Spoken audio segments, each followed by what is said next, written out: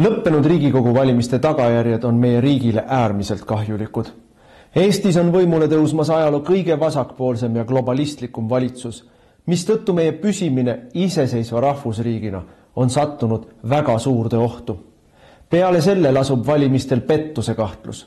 Rahvuskonservatiivide kahjustamiseks algatati valimiseelsel nädalal koordineeritud laimukampaania ning e-hääletuse puhul ei ole välistatud tulemuse manipuleerimine Reformierakonna kasuks. Kui ka sinule on vastuvõetamatu see, kuhu me ühiskonnana liigume, siis liitu Eesti Konservatiivse Rahvaerakonnaga. EKRE on eestimeelne, tõe ja õiguse eest võitlev rahvaliikumine, millest on tänaseks saanud parlamendi suurim ja tegusaim opositsioonipartei. Järgnevatel aastatel seisab meil ees raske võitlus. Peame tagama, et valimistel oleks pettus välistatud. Me peame kaitsma oma riiki massiimmigratsiooni, odava võõrtööjõu ning riigi teerullipoliitika eest. Me peame ära hoidma vaikiva ajastu kehtestamise ja rahva vaesumise. Iga meie liige saab anda oma panuse, et Eesti jääks eestlaste rahvuskoduks. Mida rohkem meid on, seda tugevamad me oleme. Erakonnaga liitumise juhendi leiab veebilehelt ekre.ee. Eesti eest. Kagu Raadio.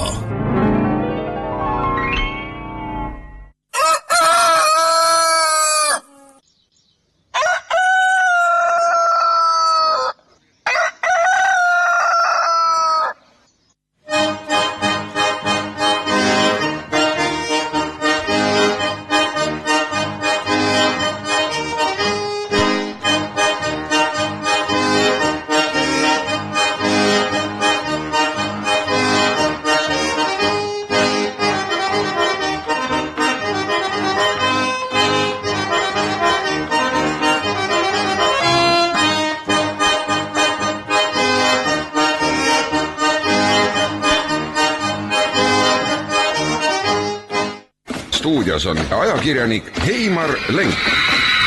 Eetris on tema autoriprogramm. Ja tõsi ta on, kuldse randevuu maestro ise on siin stuudios jällegi, seda korda kaasas küll vähem muusikat ja napilt laululugusid, aga mõningaid helilõike. Ja mis peaasi, ise on ta siin olemas punase Trumpi mütsiga peas. Ja viimase 2 nädala, eriti just viimaste päevade, põletavad sündmused nii ajalehe väljalõigetega kui ka juttudega kenasti kaasa võetud. Nii tere hommikut, Heimar! Ja tere hommikust Meelis Käo ja Kagu Raadio kuulajad. Tervitame kõiki, tore, et me koos jälle saame olla. Aga Meelis, sul on nüüd üks kohustus täitmata, sa pead tulevastele põlvedele, kes võib-olla pärast tuumasõda juhtuvad leidma meie faili kusagilt ja mängivad seda aastakümnete pärast, et millal me eetris olime ja mis kell, ütle ära. See on lausa juunikuu, 2. juuni. Et 1. juuni täispika nädala algus aastal 2025 ja otse-eeter on hommikune aeg 8-9 vahel. Oled rahul? Ma olen väga rahul, sest mine sa tea. Praegu Felix Moori kuulame vahetevahel ju ja vanu neid plaate, esimesi rinneplaate või neid, et see on suur väärtus, sellepärast tuleb alati signeerida, nagu maalide peale pannakse, kes tegi umbes millal. Aga siin on teatud sarnasus veel Felix Mooriga, et Felix Moor intervjuud läks tegema, ise küsis, ise vastas ja kui sina tuled siia, siis käib see asi põhimõtteliselt samamoodi. Ei, aga Felix Mooril oli üle veel Felix Leet, no see ka, kes oli Pärnu korrespondent. See rääkis ise kõik ära ja siis kolhoosnik ütles, ja juba kartuli võtmine algab. No, seda, nii ka meie saade. ja külvivolinikud olid kohal ja veel Leet pani kartuli võtmise või viljalõikuse käima, enne kui oli see tegelikkuses. Aga oli vaja näidata rajoonikomiteele. Rajoonikomitee esimees kuulas seal, siis parteikomitee esimees kuulas raadiot, Pärnu raadiot või ikka raadiot ja siis mõtlesin, oi, küll on hea ikkagi seal, näed. Selles kolhoosis juba kõik asi käib, küll on tore. Leet sai auhinna. Just. Ja Leet oli väga tore mees. Leet oli väga tore mees, aga siis, kui tuli turumajandus, siis ta oli löödud. Teinekord võime sellest rääkida. Aga mis sa siis tahad, millest ma alustan? ega sul on ju käsikiri ja stsenaarium seal olemas, ma ei ole pilku saanud sellele peale visata, alusta nii nagu plaanitud on, ma arvan, et see on kõige mõistlikum, see ei lähe sassi. Meelis, käsikirjad arenevad koos eluga, iga minut midagi muutub. Ja ma alustan tõepoolest selle revolutsioonilise hüüdega või hüüdega Eesti rahvale, mis nüüd viimastel päevadel meie elu väga iseloomustab ja kohe tuleme siis kohe ühe teise sündmuse juurde, mis ennast vahele kipub kiiluma kõvasti.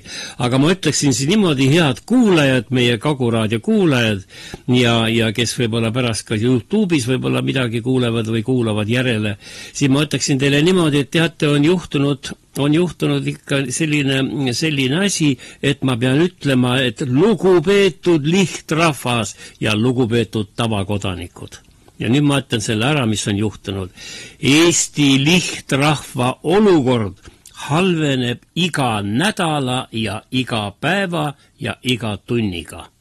Kõrgemad hinnad hüppavad, allahinnatud kaupa on minimaalselt poodides, uued maksud muudkui kerkivad, täna võtab Riigikogu jälle lisaeelarvet seal vastu uute hindadega ja toetused vähenevad, neid lõigatakse küljest ära, nigel palk ja tööpuudus on kasvamas ja pensionist rääkimata me oleme Euroopa punane latern. See on 2 viimase nädala kokkuvõte, võiks öelda niimoodi, majandus langeb, elatustase langeb, hinnad kargavad ja inimese elu läheb üha kallimaks ja tal läheb üha raskemaks ja raskemaks oma eluga hakkama saada ja perekonda toita. See võiks öelda niimoodi, et see on selline kokkuvõte ja mis eriline pauk veel meile tuli.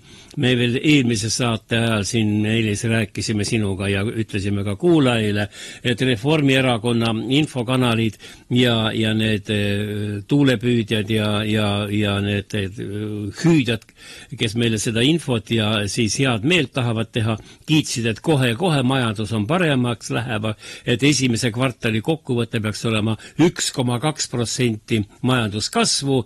Nüüd siis reedel selgus, et tegelik elu on hoopis teine, meile valetatakse näkku, rahvas on elust ja poliitikas kaugenemas iga päevaga ja iga hetkega ja tegelik majandusolukord on selline, meil on jälle majanduslangus 0,3%. Nii et niimoodi pandi puusse, öeldi, et kasvab 1,2%, tegelikult langes 0,3%. Nii et olukord on üsna vilets ja ma ütleksin ka majanduslikult üsna traagiline, sest kui me kuuleme kogu aeg, kuidas jäetakse maksmata makse ja kuuleme õigemini, makse veel makstakse, sellepärast, et kardetakse, maksuamet on väga kõva, ma ei tea, kas nendel juba automaadid on ja kas nad saavad juba arreteerida inimesi, nad tahavad seda õigust endale saada.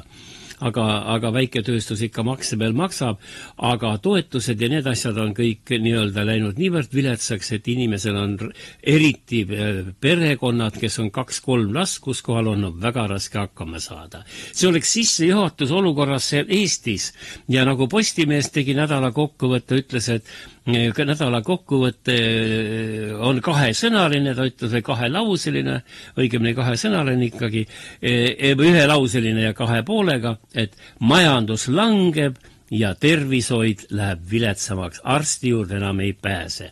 No selline kokkuvõte. Aga Meelis, ma tuleksin juurde sündmustele, mis toimusid siis eile õhtul ja mis olid siis nii-öelda värviandjaks eilsel päeval ja täna öösel siis on kokkuvõtteid tehtud ja Poolas olid valimised, presidendivalimised.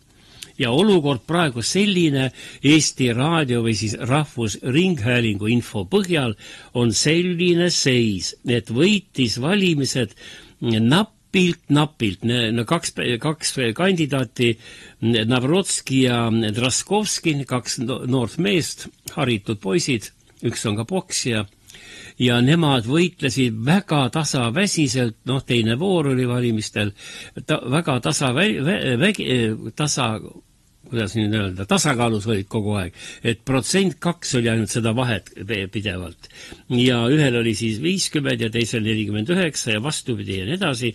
Ja nüüd täna hommikul tuli siis vähemalt Eesti rahvusringhäälingu andmeil, no nad võtsid Euroopast, ma ei jõudnud vaadata Poola endi neid internetilehekülgi, mis seal öeldakse tulemuseks, aga praegu meil esimene ametlik tulemus on selline, et võitis Navrotski 51,49% ja Traskovski tema sai seal 49, ma ei tea, kas 6%. Nii et sisuliselt täiesti tasavägine, aga mis on sensatsioon ja mis, ma ütleksin niimoodi, on muutmas tänast päeva täiesti tähtpäevaks Euroopa arengus isegi, ma arvan, et ma ei liialda, on see, et Navrotski siiski sai presidendivalimiste võitjaks.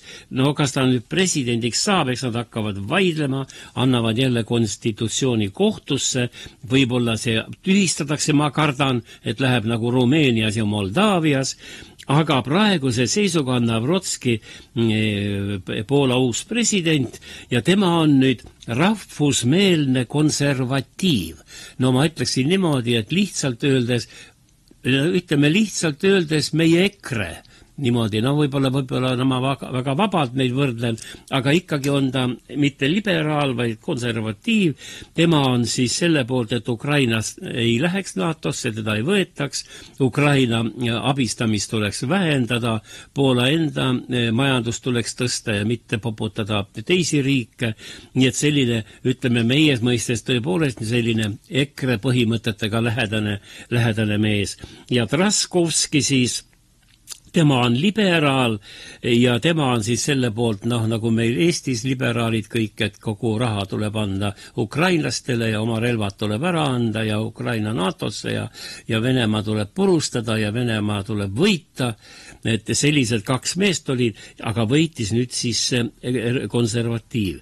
Aga miks ta minu meelest on erakordselt tähtis, see tulemus täna on see, et kui me mäletame siin paar nädalat tagasi oli ju Rumeenia valimised, Rumeenias võitsid ka konservatiivid, aga mängiti üle välisrumeenlaste häältega, toodi kunstlikult juurde neid hääli viimasel hetkel ja napilt pandi ikkagi see valitsusmeelne või Euroopa-meelne president paika. No rahvas on sellest nördinud paljus, kohalikud inimesed, välisrumeenlased muidugi juubeldasid, tegid ära nii-öelda, et seal oli nii, et esimeses voorus ju isegi president, kes võitis, anti kohtu alla ja siis konstitutsioonikohus mängis ka esimese vooru valimisi seal üle ja tühistas ja mis ta kõik seal tegi.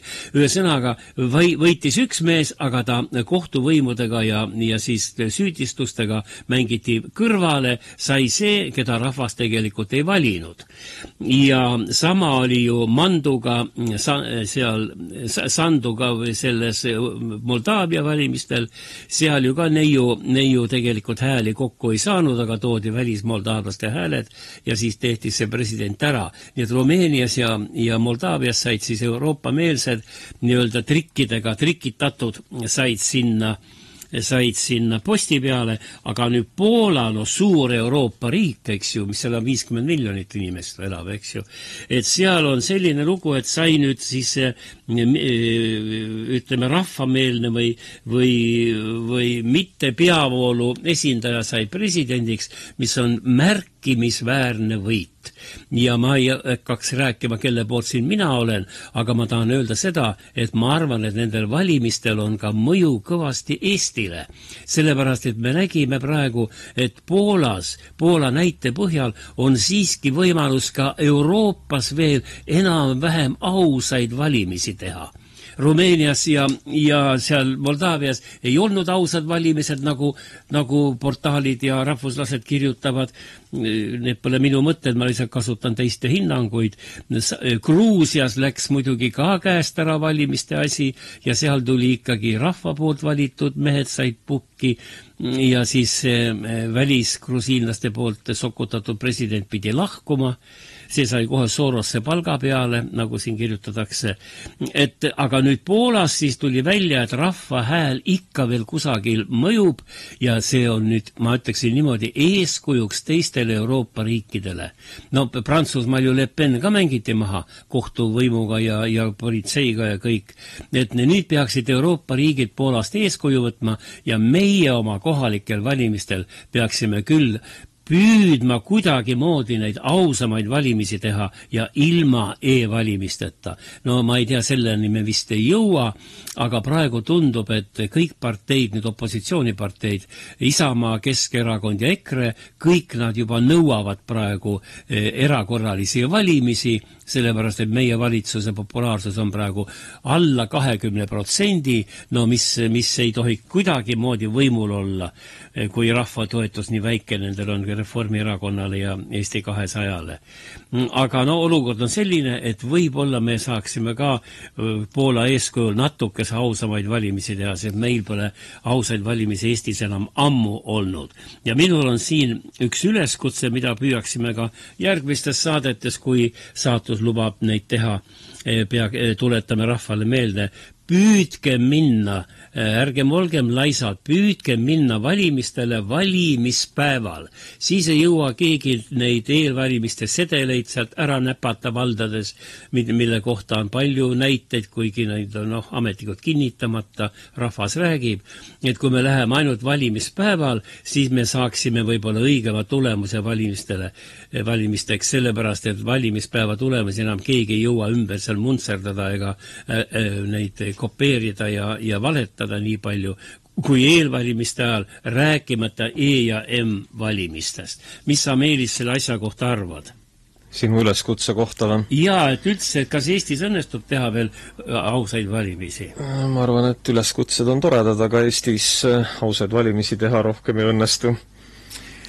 Mine tea, EKRE kiidab siin, et nad tulevad võimule ootamatult ja õige pea. No ma ei tea, mis nad olid võimul teinud ära, siis valimiste keelustamine, mis nad jorutasid. No aga meil oli... Koos sinu armastatud Keskerakonnaga.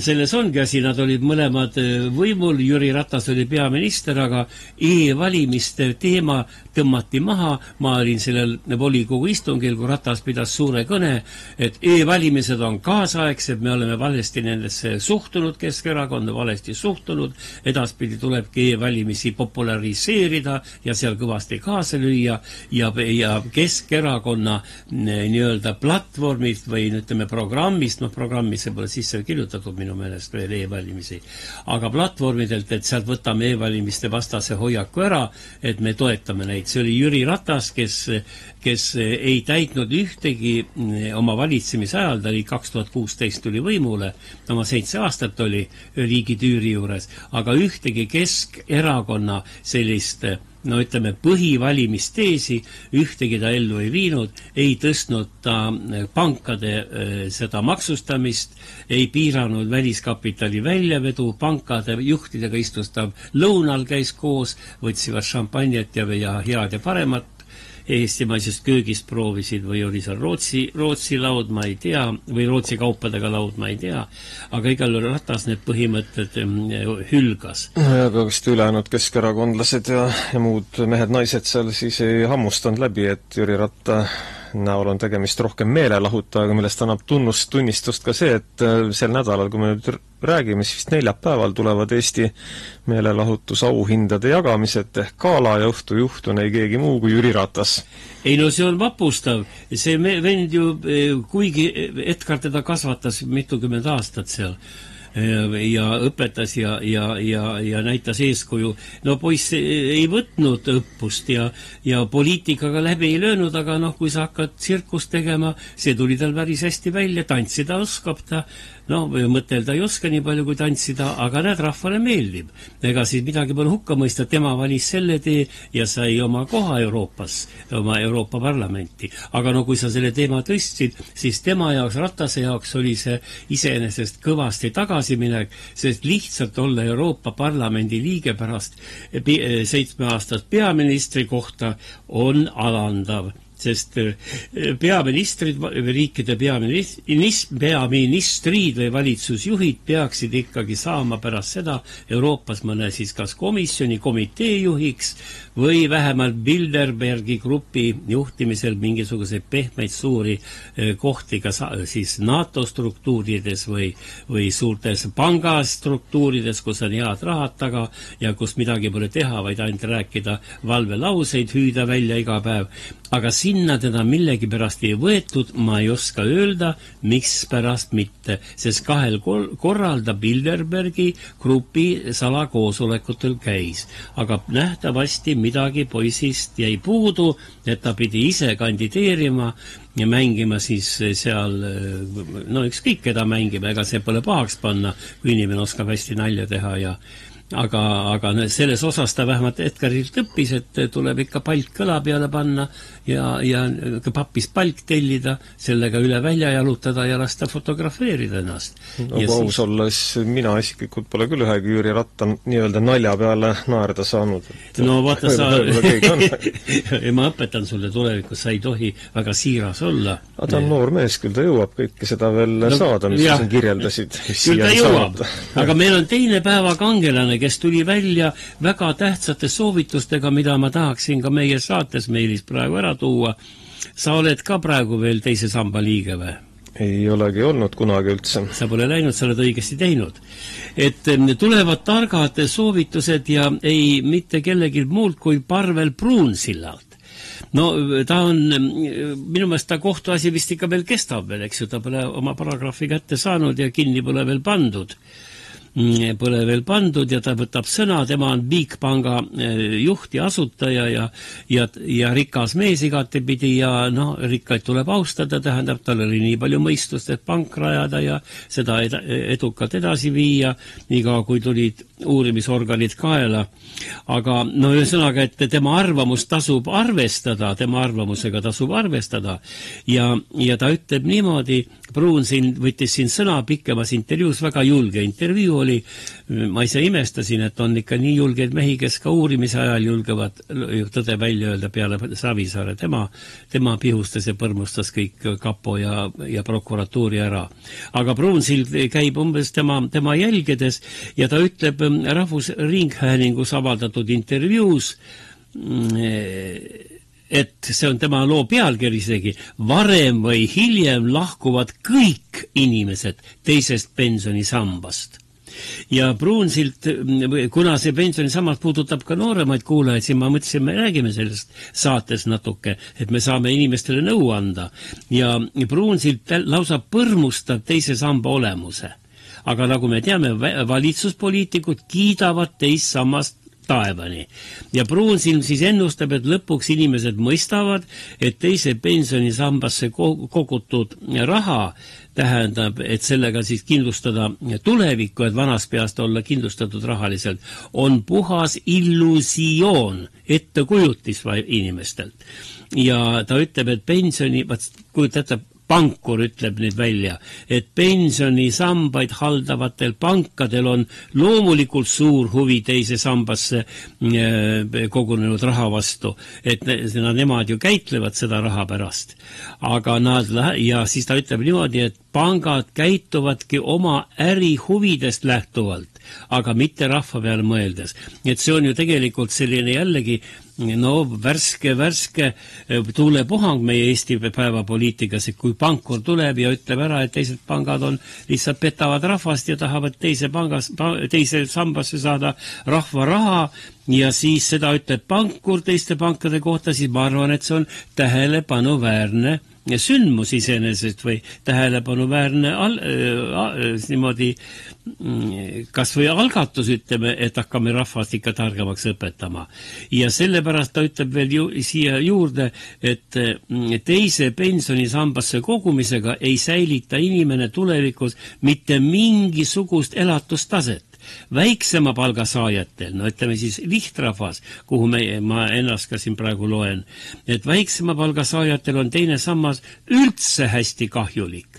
Pensionile minnes saavad nad ikkagi suhteliselt väikese summa kätte, aga selle võrra on tegelikult palju kärbitud tema esimest sammast. Ja Pruunsild tuleb selle vana tõe juurde, mida Keskerakond on rääkinud aastakümneid sellest ajast peale, kui Oviir oli meil sotsiaalminister ja kui tehti selline mäng, et teise sambasse öeldi, et riik hakkab kandma 4%, teise samba rahast tuleb 4% riigi poolt. Isegi minister Oviir ei saanud sellest hetkel algul aru, ma mäletan, me vaidlesime. Ta ütles, et see on riigieelarvest, aga selgus üürnike ühendused ja üürnike esindusliidud tõestasid ära isegi ministrile, kellest oli niimoodi süvariik oli salaja mööda käinud ja ametnikud olid teinud asja ära, et tegelikult see 4% kallis kuulaja, mis tuleb teile riigi poolt teise sambasse, on raha, mis võetakse ära teie enda pensionifondi esimesest sambast.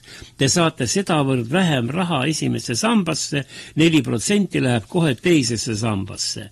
Nii et tulevikus hakkate sedavõrd vähem pensioni saama, kui te teise sambasse investeerite, sest 4% esimesest sambast te sellega koos kaotate.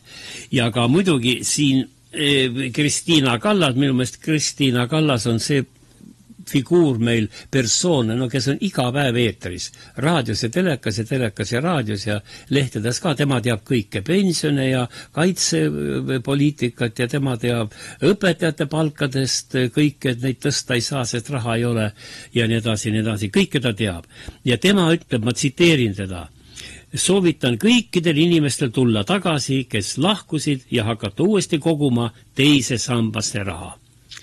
Ja isegi need, kes on täna 40–50 eluaastasse jõudnud, tähendab nooremad inimesed, et nemad ka jõuavad pensioniks, tähendab mitte väga noored enam, eks ju, et ka nemad jõuavad pensioniks siiski koguda vähemalt mingi turvatunde loomiseks raha. Need on Kristiina Kallase sõnad. Aga nüüd, Meelis, ja nüüd kõik kuulajad, ma tsiteerin edasi Kristiina Kallase intervjuud ja siin tuleb tähelepanuväärne, väga tähtis.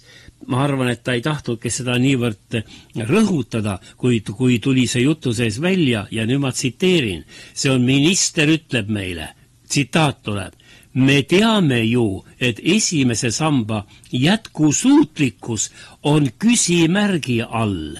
See, et riik suudaks pensioni kasvu hoida ka 10 aasta pärast samas seisus, on ikkagi väga küsitav. Vaat tähendab, Kristiina Kallas siis tunnistas oma intervjuus üles, et juba mõlguvad mõtted riikliku pensioni kas siis minimaliseerimise peale või lõpetada. Ja mina ütlen niimoodi, ma julgen seda eetris välja öelda, et praeguse põlvkonna, vanemad inimesed, kellel on perekonnad, ema, isa, nende lastel ja lastel riikliku pensioni peale eriti loota ei maksagi. Sest ma arvan, et kui samasugune rahanduspoliitika ja majandusolukord Eestis jätkub ja allakäik ei pidurdu, siis mingisugusest riiklikust pensionist enam juttu olla ei saa. Pealegi riiklik pension on meil Eestis nõuka või nõukogude aja jäänuk, nagu öeldakse. Et need olid Vene ajal, kui sul oli pension, pidi olema sama suur kui sinu viimase aasta palk. No sellist paradiisi maailmas enam ei tule mitte kusagil. Aga nii see oli ja need vanemad inimesed, kes meie saadet praegu kuulavad, kes on 80-90 aastat ja isegi üle, need peaksid mõned veel mäletama, et nad said sama suurt pensioni, kui nende viimane palk oli. Ja see oli Nõukogude Liidu sotsiaalpoliitika, et inimene ei kaotaks pensionile minekul oma tulu ja pensionile mindi juba kusagilt ju seal 53, 54, 55 eluaastat. Nii et ma mäletan, mul on see meeles, kuidas moodi siis vana inimesed, üsna noored nägid nad välja, käisid veel tööl ka, jõudsid käia, said head pensioni, käisid tööl ja said oma lapsi ja lapselapsi kõvasti aidata. Et selline oli sotsiaalpoliitika Nõukogude Liidus. Öeldakse, et see ei ole hea selline näide, sellepärast, et üldse pole hea meenutada Nõukogude aega. Ja nüüd, kui me siin kuulame, mida Kristiina Kallas meile räägib ja mida Pruunsild ütleb, et mõlemad jutt on siis täiesti vastuolus teineteisega, no mina usun rohkem Pruunsilda, ikkagi mees, kes on midagi ära teinud, kui nüüd ministrit ja praegu ongi meil jõudnud kätte aeg, muide, mis meid praegu iseloomustab, on tõejärgne ajastu, me ajame üsna bluffi välja kogu aeg, räägime üsna kergekäeliselt, laseme valesid või pooltõdesid ellu ja räägitakse ei tea mida. Ja praegu on nii, et juba Riigikogu kõnepuldist pidevalt süüdistatakse valitsuse esindajaid ja ministreid, kes käivad esinemas otse rahvasaadikutele prügi silma ajamises või nagu nad ütlevad otse välja, süüdistatakse valitsust valetamises. Ja see asi on tõepoolest praegu levima hakanud kõvasti, ajatakse väga palju udujuttu, millest rahvas muidugi üldse aru ei saa, aga isegi rahvasaadikud. Nii et valitsus valetab riigikogulastele ja seda kinnitab ka Isamaa esimees Urmas Reinsalu, kes esines Riigikogus ja just pidas seal kõne ja süüdistas valitsust valetamises. Ta muidugi pidas silmas seal konkreetset seaduse sätet, või õigemini otsust meile, et me vähendame ametnike arvu riigis ja hoiame kokku valitsemiskulusid, sellega veel hakkama saadud, aga ometi öeldakse, et seda tehakse tegelikult nagu need rahvaesindajad Riigikogus on tõestanud, et mingisugust valitsuskulude kokkuhoidu ei ole. Ja Reinsalu ütleb otse välja, et valitsus valetab meile näkku. Kuulame Reinsalu esinemist Riigikogus. Ja ma arvan, et see on sümptomaatiline, et 2 aastat on Eesti ühiskonnale näkku valetatud. Võimul olevate poliitikute sõnad ja nende teod on karjuvas vastuolus. Ja nüüd seda tegelikkuses enam ei häbenetagi, öeldakse, aga see ei olegi minu koalitsioonileping, nagu teatas ametis olev rahandusminister. Nii et jutt sellest, et kavatsetakse ametite töötajaid vähendada, on selgunud, on osutunud järjekordseks õhupalliks ja bluffiks, arvestades ka seda, et tegelikkuses nende samade meeste ja naiste juhtimisel on valitsussektori töötajate arv aastal 2024 mitte kahanenud, mitte jäänud samaks, vaid hoopis kasvanud 1600 töökoha või töötaja võrra. Samamoodi on tegu ka nende samade valitsemiskulude vähendamisega. Nüüd kõneletakse, et ametite kulusid vähendatakse 5% võrra. Eelmise aasta suvel, eelmise aasta sügisel ametis olev rahandusminister teatas, et valitsemiskulud, koalitsioon on kokku leppinud valitsemiskulude vähendamises 2025. aastal 5%, vastavalt majandus, personali ja seadusest mitte tulenevate toetuste näol. Tegelikkus osutus kardinaalselt teistsuguseks. Need valitsemiskulud Riigikontrolli hinnangu järgi hoopis sellel aastal kasvavad eelduslikult eelarves 155 miljonit eurot. Ja ma arvan, et see on sümptomaatiline, et 2 aastat on Eesti ühiskonnale näkku valetatud. Võimul olevate poliitikute sõnad ja nende teod on karjuvas vastuolus.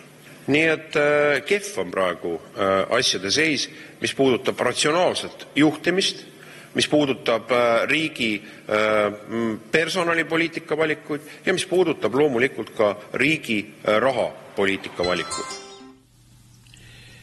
Et iseenesest uskumatu, kuhu me jõudnud oleme, kui Riigikogu liige hüüab valitsusele Riigikogu kõrgest kõnepuldist näkku, kohe ütleb talle saalis, et te valetate ja petate meid ja mingisuguseid lubadusi kokkuhoiuks, valitsuskulude kokkuhoiuks näiteks ei täideta. No uskumatu, kuhu me jõudnud oleme.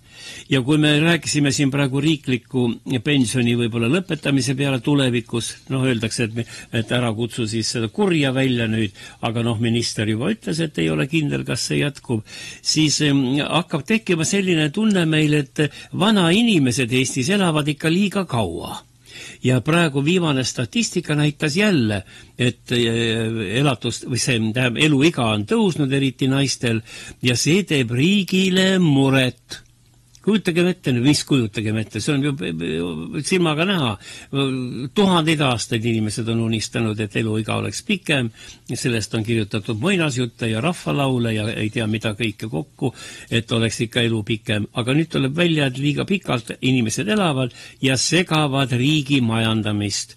Et makstakse pensioni, no aga raha ei ole, eks ju. Keegi ei arvesta sellega, et ei maksta pensioni mitte praeguse riigi rahast, vaid seda sama raha pensionärid ise kogusid, kui nad tööl käisid ja maksid sotsiaalmaksu, kus läks siis rahaga pensionifondi. Aga me sellega ei arvesta. Me ütleme, et praegused noored inimesed, kes tööl käivad, hoiavad ülemal vanemat põlvkonda. See on vale. Vale on selles mõttes, et see raha kunagi läks nende samade noorte, kes olid siis kooliõpilased või lasteaias käisid, nende kasvatamise peale. Ja seda maksid need tänased pensionärid. Ja nüüd andke siin meie võlg tagasi. Minu lähenemine on selline. Ja nüüd oleks muidugi tulevad jutud kogu aeg ikka rohkem ja rohkem, et eutanaasiat oleks vaja, et laseme vanemat põlvkonda kokku, kõvasti laseme gaasi näkku selle hooldekoduvoodis, kes siin hommikul aru saab, kas suri sama öösel või lasti gaasi tuppa, eks ju. Et mõtle, milline kokkuhoid, et vaat millised mõtted tulevad pähe, kui nüüd praegust sotsiaalpoliitikat jälgida ja lugeda. Neid artikleid ja need ütlemisi ja ministrid tõsimeele räägivad ja eutanaasiat oleks vaja aga nad ei arvesta sellega, et kui me selle eutanaasia laseme niimoodi vabalt käima, siis hakkab ju kohe see samune kiusatus, et no kuule, ema seal hooldekodus, aga näe, korter on eks tema nimel, no aga kui teda ei oleks juba meil see korter, ütleb Minias näiteks siis ema pojale. Ja siis teeme avalduse ja ema on siis ei ole mõistuse juures ja me teeme avalduse, et oleks vaja tal lahkuda, tal on nii raske olla. No siin Mart Nikluse maja on juba nüüd löögi all, eks ju, meie suur vabadusvõitleja läks hooldekodusse pandi ta, sest ta on tervis väga vilets. Nüüd ei tea keegi, mis majaga peale hakata, kes selle endale nüüd kaaperdab. No see oli üks väike näide. Aga arsti juurde on ikka rohkem, tähendab, või olegi võimalust väga saada.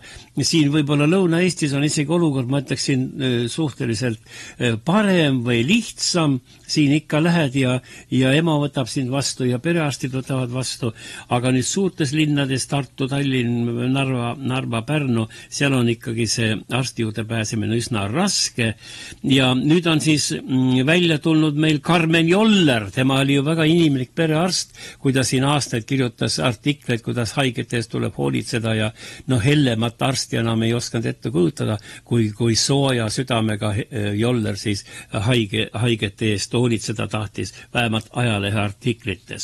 Ja nüüd pakub see sama Joller välja sellise sellise ettepaneku, et kui sa tahad minna EMO-sse, siis tuleb sul võtta meelis perearsti saatekiri.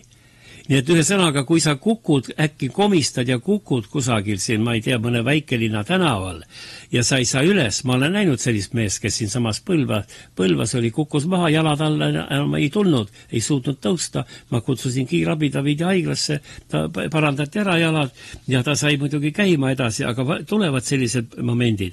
Komistas ja vähenas põlve välja, no ei liigu inimene. Ja kui siis sul selline asi juhtub, siis sa pead saama perearsti saatekirja.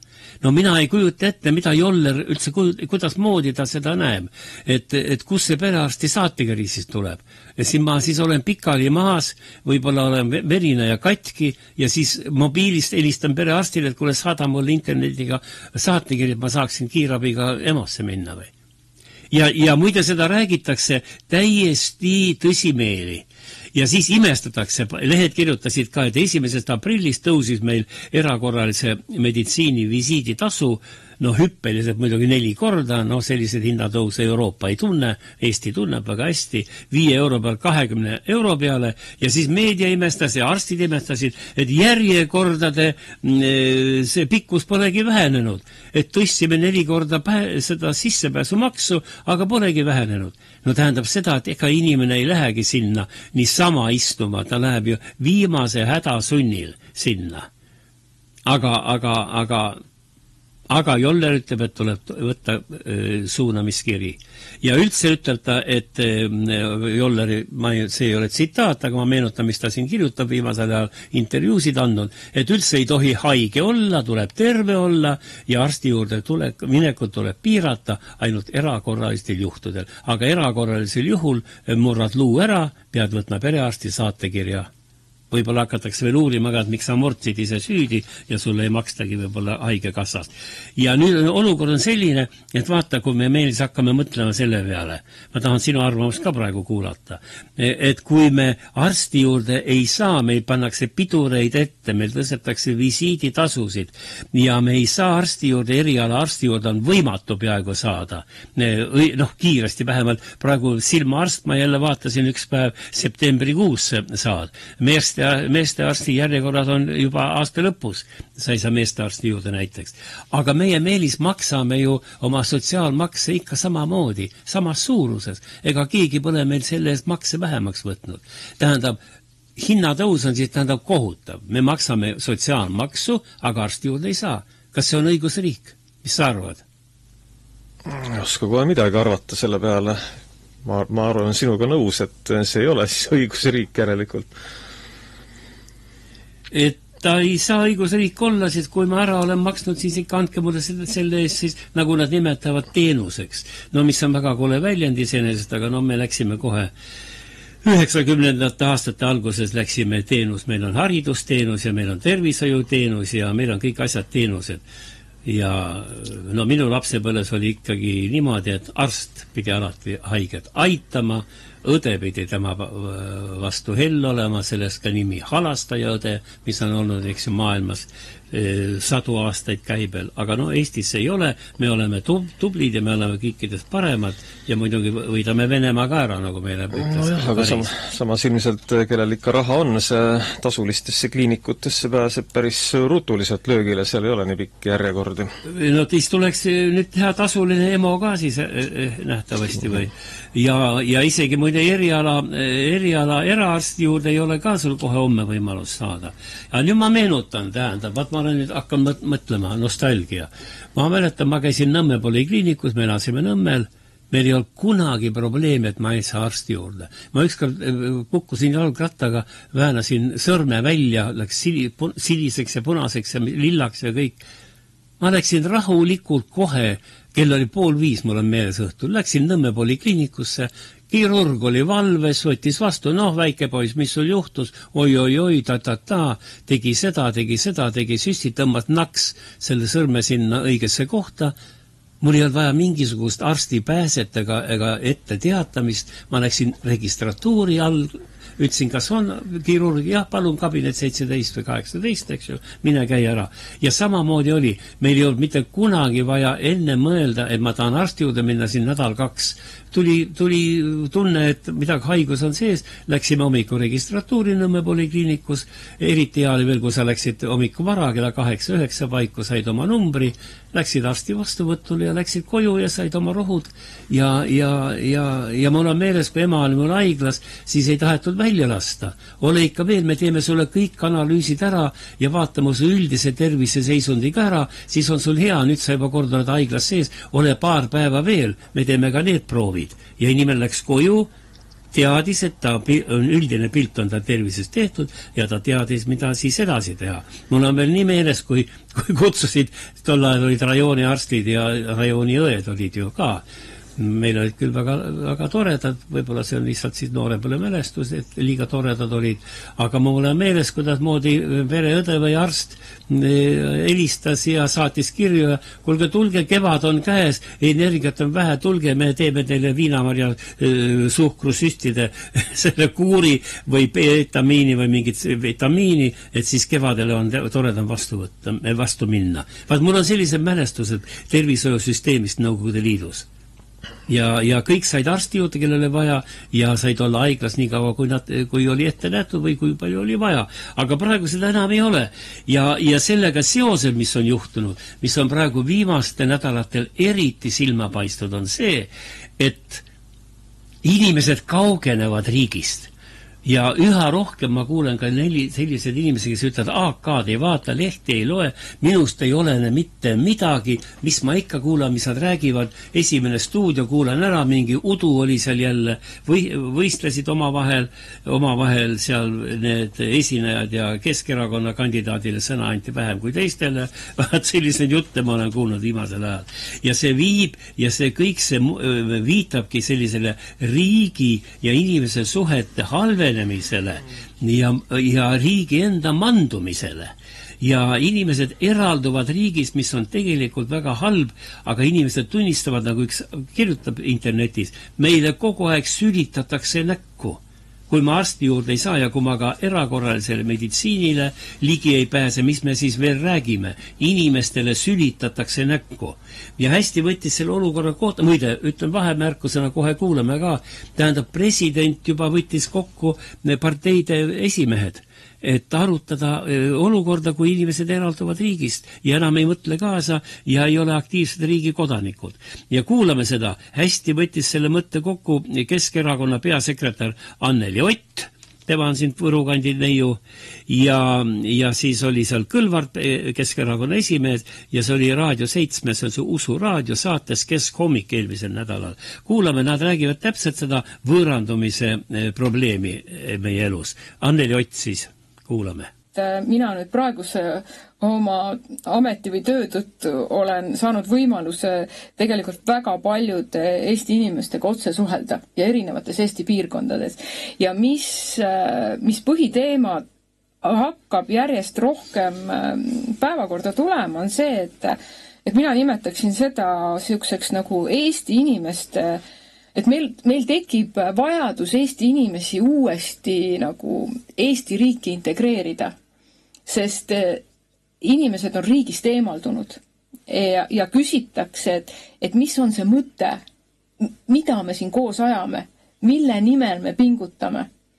Et kui sa pead iga päev tegelema sellega, et põhimõtteliselt toit oleks laual, et eluase oleks soe, ja see ettevõte, mida sa oled terve elu ehitanud, püsiks, siis ei ole võimalik rohkem panustada ühiskonda laiemalt. Ja järjest tekib inimestel küsimus, et mille nimel ja kas peaks ära minema. Noortel täpselt samamoodi, et seda sellist hingelist motivatsiooni ja kontakti jääb järjest vähemaks, sest inimesed saavad aru, et nende mõtetest, nende ettepanekutest mitte keegi hooli. Eelmisel nädalal ma kohtusin lugupeetud presidendiga ja tema peamiseks küsimuseks oli üks uuring, mida siis ta püüdis koos minuga analüüsida. See uuring näitab, et suur osa Eesti inimestest ei tunne, et nad on ühiskonna osa. Et Eesti inimene ei tunne, et ta on Eesti osa. Miks? Sellepärast, et tema igapäevane elu, nagu Anneli tõi välja, on ellujäämine. Ta ei suuda mõelda suurtest eesmärkidest, narratiividest, kui tema igapäevane eesmärk on leib laua peal. Aga teine oluline aspekt, ja ma arvan, et see on isegi olulisem, et riik, valitsus, poliitikud regulaarselt annavad signaali, et ta ei ole oluline. Et tegelikult tema arvamus, tema prioriteedid, tema valikud ei ole olulised. Inimesed seda tajuvad juba. Ja siis tekib ebakindlus, ja inimesed ei tunne, et nendest midagi sõltub ja nad siis ei soovi ka selles osaleda ja kui inimesed ei ole motiveeritud panustama, ei osale nendes protsessides, siis tõepoolest tekib küsimus, kelle jaoks ja mida me teeme. No vot sellised mõtted on ja see on kurb, kui rahvas võimust kaugeneb ja kaasa enam mõtelda ei taha, aga nagu Mihhail Kõlvart ütles, et inimestel mure on, kuidas leib lauale saada. Ja nii toodi meil siin üks päev välja selle hinnad, kuidas moodi on muutunud, et sa lihtsalt ei jõua seda leiba perele lauale tuua, kui näiteks veise välisfilee kilo hind on aastaga tõusnud 18 euro pealt 26 euro peale, mis toob hinnatõusuks 36,4%. Aga see on nüüd üks peenem liha, aga on mõnes poes tõusnud isegi 100%, kirjutab Delfis oli see vist üleval, 100% paremate lihatükkide hinnad. Ja on ka kanaliha hind, no mis Ameerikas on, eks ju, rahvatoiduks tehtud kanaliha hind ja kana on meil üldiselt ikkagi odavam ja ka kanarinnafillee, mis meil mõned aastad tagasi oli 3,5 eurot maksis kilogramm, maksab nüüd 5,6 toodi näiteks ja see tähendab ka kanaliha on tõusnud 40%. Nii et pidevalt need asjad lähevad hullemaks, raskem on perekonda toeta ja rahva seast üks hääl, Miki Hiir oli tema nimi, kirjutas väikse kommentaari. Vaesed tuleks likvideerida Eestis ja õnneks juba valitsus sellega tegeleb. Koalitsioonilepe teeb selle kõik ära. Varsti vaesed enam ei ole ja me saame kõik hästi elada. Need, kes vastu peavad. Selline kommentaar oli. Ja sama teemaga tuli üles ka muide nüüd Arvo Aller, tema on EKRE aseesimees ja ta oli Riigikogu aseesimees vahepeal ja ta toob välja siis selle protsendi tõepoolest, ma kordan üle see, mida nüüd ütles Kõlvart, Mihhail Kõlvart ka, et meil on praegu siis oli uurimus, kus uuriti, et kas eestlased ennast tunnevad ühiskonda kuuluvana. No, et kas ma olen ikka täisväärtuslik ühiskonna liige, kas see ühiskond on ikka, aitab mul elada ja hoolib minu eest ja kas ma olen täisväärtuslik ühiskonna liige, kas ma kuulun ühiskonda, küsimus oli. Ja nüüd kuulame Eelis ja kuulake vaatajad ja kuulajad. 79% 2 aastat tagasi ütles jah, mina kuulun Eesti ühiskonda ja riik minu eest hoolitseb. 79%, no ütleme 80%. Ja nüüd värske uurimus, mis pani ka presidendi kukal kraatsima ja parteide esimehed kokku kutsuma, nüüd on 80% pealt usaldus riigi vastu langenud 51%-le. 30% vähem. Et tähendab, asi on ikka väga hulluks läinud. Ja Arvo Aller ütleb ka oma kommentaaris, et siin tuleb vaadata nende valitsuste poole, kes viimastel aastatel on võimul olnud. Inimeste arvavusega pole üheski tähendab valdkonna arendamisel arvestatud. Ainult on tõstetud makse ja kehtestatud uusi makse ja Aller hüüab, ärgake Eesti rahvas. No kuulame siis, kuidas ta seda hüüab selle väikse helilõigu lõpus. Arvo Aller esineb meile nüüd, kuulame. 2,5 aastaga ikkagi üle 20% kukkumist, sisuliselt 28% eestlastest ütleb, et nad ei kuulu enam, ei tunne ennast Eesti ühiskonda kuuluvana, aga kui me vaatame 2,5 aastat, et kes siis valitsema hakkas, see on valitsejad, ma ütleks isegi teadlik otsustamine, et Eesti rahvas hakkab nendest võõranduma. Ja see on nagu ilmselge ohumärk, et rahvas peab aru saama, et Eesti ainuke trump on EKRE. Kohalikud omavalitsuste valimised näitavad seda, et EKRE on võimeline juhtima ja rahvas peab nägema, et ainukese lahendusena on võimalik valida EKRE. Nüüd üle-eestilise selle uuringu nagu mõtted või arutelu kohana kindlasti peab valitsus vaatama. Alustades tulumaksu protsentide tõstmisega, käibemaksu tõstmisega, kõikide maksude tõstmisega, uute maksude kehtestamisega, see viibki inimesed selleni, et nad tunnevad, et nad ei ole siia ühiskonnas oodatud ja sellise protesti hääletusega, et nad ei tunne ennast Eesti ühiskonda sulandununa, see näitab, et valitsus teeb valesid asju. Valitsus peab sellest õppima ja lõpuks ärgake Eesti rahvas. No ei tea, kas Eesti rahvas ärkab, ka ju Edgar Savisaar kutsus 2015. aastal, kui tal juba jalg oli ära võetud, seistes ühe jala peal Vabaduse platsil ja hüüdis ka, et Eesti rahvas, mina tõusin ühe jalaga püsti, teil on 2 jalga, tõuske teie püsti ja nõudke oma õigusi. Aga kaotajaks jäi Savisaar, tema hävitati ja rahvas elab oma elu edasi, aga nagu me näeme, kui ta püsti ei tõuse, siis midagi ka ei muutu. Ja ma loen veel ühe huvitava kommentaari, mida ma lugesin sotsiaalmeediast, et mõni kirjutab, et paari viimase aastaga on olukord hulluks läinud. See on siis anonüümne kommentaar. Aga tegelikult tuletage meelde, tsitaat nüüd, Gorbatšovi poolt algatatud avalikustamisega läks asi juba hullemaks, sest siin me saime teada, mida tehakse. Mäletan, kui Vikerraadios tolleaegne aktiivsem hääletoru, Vikerraadios rääkisid väga targad inimesed, kuidas Eesti võiks hakata lääne turul loomaliha müüma, et osta selle eest bensiini ja diiselkütust.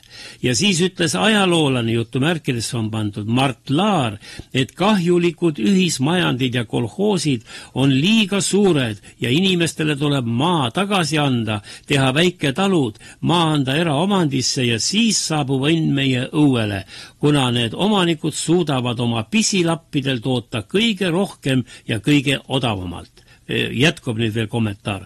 Kolhoosid lõhuti, loomad rändasid Tapamajja ja Tallinna piimakombinaat otsis tikutulega taga piima, millest saaks või teha. Ka see aeg on olnud, nii et mitte viimastel aastatel, vaid taasiseseisvumise Mart Laari valitsustega algas meie allakäik. See oli siis, need ei ole minu sõnad, need on siis kommentaatori sõnad. Ja praegu tundubki niimoodi, et kas me mitte ei kannatagi tollaste Laaride ja taoliste poliitikute otsuste tulemusi, nende tulemuste põhjal elu allakäiku ja paistab, et see poliitika ise ja see vaidlemine ja see ülbitsemine ja üksteise mitte mõistmine kestab edasi. Mart Laar oli ju väga ülbe rahva suhtes, nimetas seda seal igasugused koledate sõnadega plebeideks ja ma ei tea, kelleks veel seal. Ja praegu on samamoodi, mulle tundub, et ka Reformierakond suhtub samamoodi rahvasse, pidades teda selliseks harimatuks matsirahvaks. No nii ta on olnud meil. Aga kuulame selle iseloomustamiseks, ma leidsin ühe toreda helilõigu, ta on küll lühike, see helilõik on pärit Tallinna linnavolikogu istungist 8 päeva tagasi, kui reformierakondlane Ülle Rajasalu, tema on eluaegne Tallinna linnavolikogu liige, hästi sõjakas naine, esitab raskeid küsimusi oma arust ja selle Ülle Rajasalu esinemisele vastab EKRE liige Urmas Reitelmann, omaaegne telediktor ja praegune ajakirjanik ja on ka siis Tallinna linnavolikogus. Et kuulake, milline kõnepruuk ja milline meeleolukas siis kliima valitseb Tallinna linnavolikogu töös ja kui me nüüd kujutame ette, et selles atmosfääris peaks ka kained otsused vastu võtma, siis ma saan aru, et ka teie saate aru kohe, kui selle lõigu ära kuulate, et ega see asi nii sama lihtne ei ole. Et see viha üksteise vastu ja see põlgus on ikka väga suureks kasvanud ja valitsusparteid on nagu muutunud absoluutseks tõeallikaks ja absoluutseks õigeks otsustajaks, millega rahvas nõus ei ole ja millega ka opositsiooniparteid nõus ei ole. Kuulame Ülle Rajasalu küsimusele vastab nüüd EKRE liige Urmas Reitelmann, Tallinna linnavolikogu. Kuulame. Läheme küsimuste vastuste juurde. Aga pole ju küsimus. On. Ülle Rajasalu, palun. Ma juba ootan päris ammu ja kuulan teie tiraadi. Mind tegelikult ma olen hämmingus. Nimetades oma riigi valitsust lollideks, võib-olla te pööraksite näo peegli poole ja siis näete tegelikku seda, kes te olete. Ma ei saanud aru. Mis te arvate, kui te pööraksite oma näo peeglisse? Kuhu kohta? Peeglisse! Siis näeksite võib-olla tegelikult, kes te olete. Te sõimad vabariigi valitsust lollideks, aga vaadake peeglist, nii teate, kes on tegelikult see samu. Kus see küsimus on? Ei olnud. Aitäh. Jaanus Viibe. Ja ma vastan.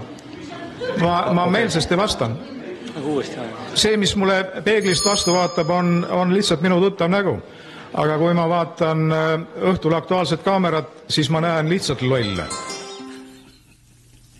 No üsna meeleolukas istung oli seal, aga see jätkub päevast päeva muide. Ja selle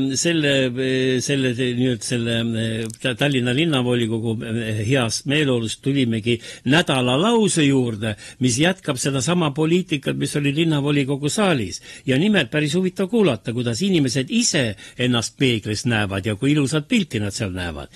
Rännumees Tiit Pruuli, tema on ju ümber maailma käinud ja ümber maakera purjetanud ja rikas mees väga ja tema siis, Tiit Pruuli ütles Eesti Päevalehes, et minu elu ei koosne ainult ärist, mina olen unistaja. Vaat kus uudist tuli mulle, kui ma hakkasin mõtlema, Tiit Pruuli ja tema on unistaja. Ja siis ma võtan lahti Wikipedia ja loen, et tema on ju rikas ja rändab ja kõik ja kindlustatud inimene ja unistab ka nüüd veel ja loen, et kuidas see unistaja siis sai nii õnnelikuks inimeseks.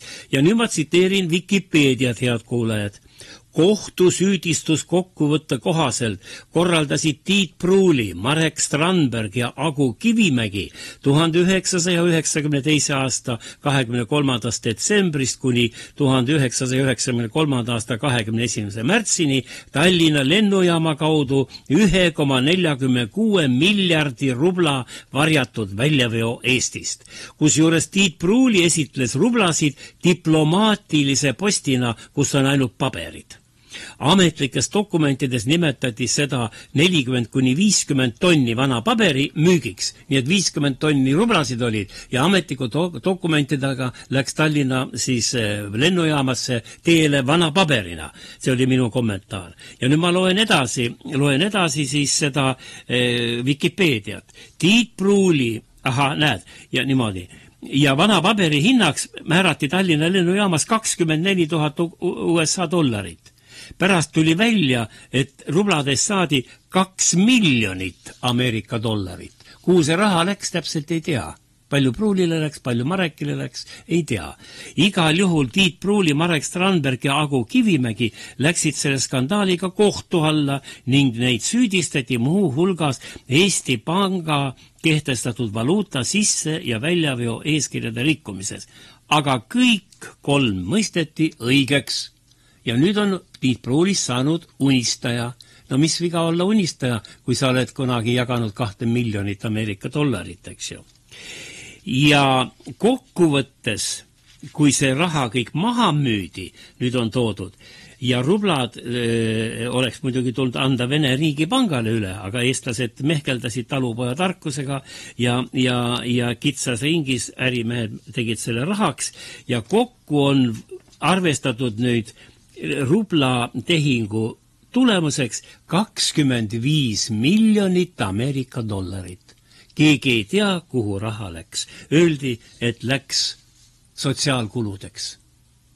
Ja see on siis Tšetšeenia rahaafäär, nagu me teda nimetame, ja saate lõpuks, ma arvan, enam rohkem ei kiru, täna aitab küll, sellepärast, et Maarja Vaino hoiatab seal Postimehes, et hirmukultuuri turgutav ühiskond, meil on hirmukultuuri ühiskond, ta ütleb, saavutab oma tavalise lõpu sellega, et ta variseb kokku.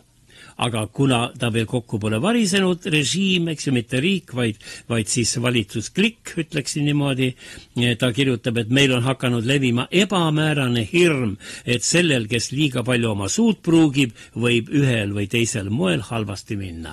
Nii et Meelis enam suud täna ei pruugi, tsiteerisime lihtsalt Eesti ajalehti, kõike head teile, kohtame jälle. Stuudios on ajakirjanik Heimar Lenk. Eetris on tema autoriprogramm. Kagu Raadio.